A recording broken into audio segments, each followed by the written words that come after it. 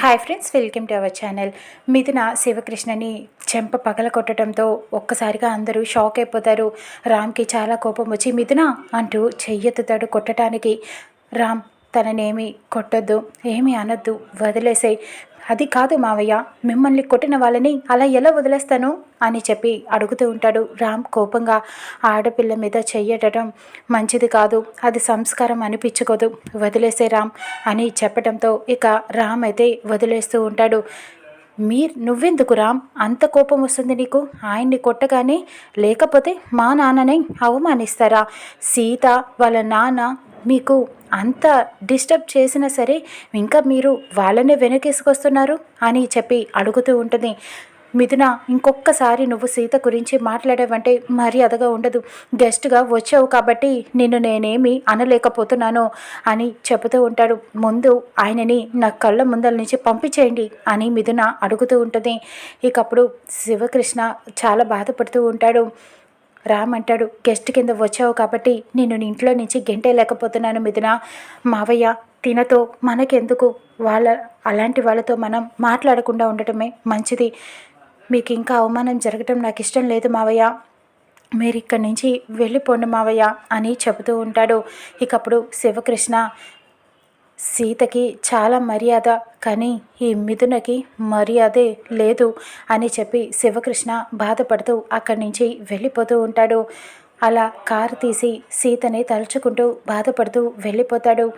ఇక్కడ రామ్ అంటాడు, మిథున నువ్వు ఇంకొకసారి సీత గురించి మాట్లాడమంటే అస్సలు మర్యాదగా ఉండదు.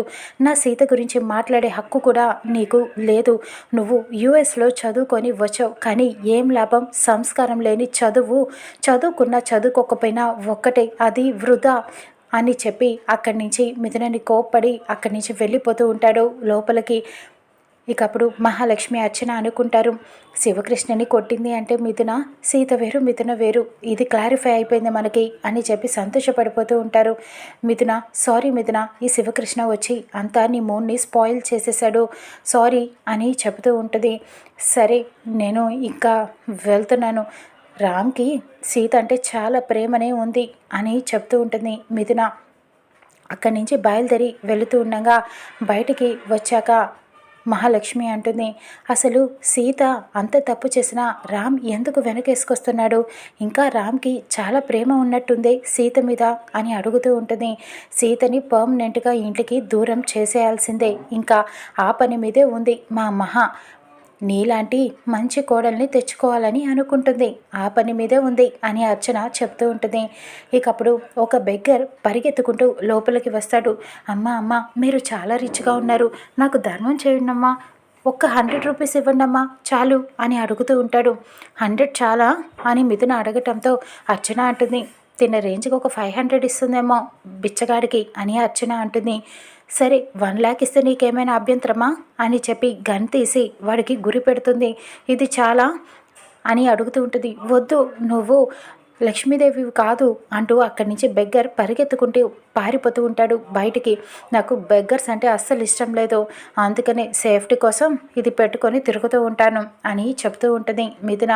సరే ఓకే ఆంటీ, బాయ్ అని చెప్పి వెళ్ళిపోవడంతో సాంబన్న అనుకుంటాడు, మా సీతమ్మ అయితే బిచ్చగాడికైనా సరే కూర్చోబెట్టి అన్నం పెడుతుంది, కానీ ఈవిడ గన్ గురి పెడుతుంది, ఈవిడికి అసలు పొంతనే లేదు అని చెప్పి అనుకుంటూ ఉంటాడు. ఇకప్పుడు మహాలక్ష్మి అయితే ఎలాగైనా సరే మిథునని తొందరగా ఇంటికి తీసుకొచ్చుకోవాలి కోడలిగా అని ఆలోచిస్తూ ఉంటుంది. అక్కడ మిథున డ్రైవ్ చేసుకుంటూ వెళ్తూ ఉంటుంది. నేను చెయ్యకూడని చాలా పెద్ద తప్పు చేశాను, నాన్నని కొట్టి, నన్ను క్షమించు నాన్న అంటూ కన్నీళ్లు పెట్టుకుంటూ డ్రైవ్ చేసుకుంటూ వెళ్తూ ఉంటుంది రేవతి ఇంటికి. అక్కడ శివకృష్ణ బాధపడుతూ సీతతో మాట్లాడటానికి రేవతి ఇంటికి వెళ్తాడు. రేవతి కిరణ్ మాట్లాడుకుంటూ ఉంటారు. సీత తప్పు చేసిందేమో, శివకృష్ణ గారితోటి చెప్పేయాల్సింది, మిథున సీత ఇద్దరు ఒకటే అని, తను అలా వేషం వేసుకొని తిరుగుతుందన్న విషయం చెప్పితే బాగుండేది. ఎప్పుడైనా అనుకోని పరిస్థితుల్లో ఆయన మిథునని చూస్తే ఏం ఫీల్ అవుతాడో ఏంటో, ఎలా మేనేజ్ చేస్తుందో ఏంటో సీత అని చెప్పి అనుకుంటూ ఉంటారు. ఇంతలో శివకృష్ణ ఇంటికి రావడంతో మీరు ఇంకా ఊరు వెళ్ళలేదా అని అడుగుతూ ఉంటుంది. సీతతో మాట్లాడాలమ్మా అని చెప్పి వెయిట్ చేస్తూ ఉంటాడు. ఏం జరిగింది అని అనటంతో నేను సీత లాంటి మిథునని చూశాను మహాలక్ష్మి ఇంట్లో, అచ్చం సీతలానే ఉంది అని చెబుతూ ఉంటాడు. ఇక అప్పుడు రేవతి కంగారు పడుతూ ఉంటుంది.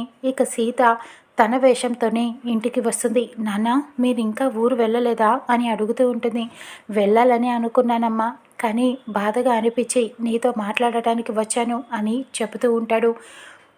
ఇలా నీలాంటి మిథునని నేను అక్కడ చూశానని చెప్పడంతో అవునా నాన్న అని అడుగుతూ ఉంటుంది సీత.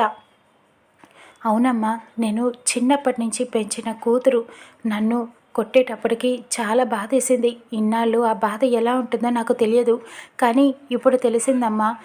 నా కూతురు వేషం భాష మార్చుకుంటే నేను పోల్చుకోలేననుకున్నావా అమ్మా? నీ స్పర్శ నాకు తెలియదనుకున్నావా అని అడుగుతూ ఉంటాడు. ఈ నాన్న గుండెకి ఎలా తెలియకుండా ఉంటుందమ్మా అని ప్రశ్నించడంతో సీత ఒక్కసారిగా కన్నీళ్లు పెట్టుకుంటూ ఉంటుంది. శివకృష్ణ కాళ్ళ మీద పడుతుంది.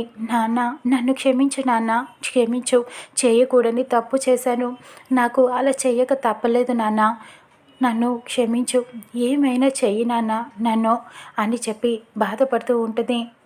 శివకృష్ణ కూడా కన్నీళ్లు పెట్టుకొని బాధపడుతూ ఉంటాడు.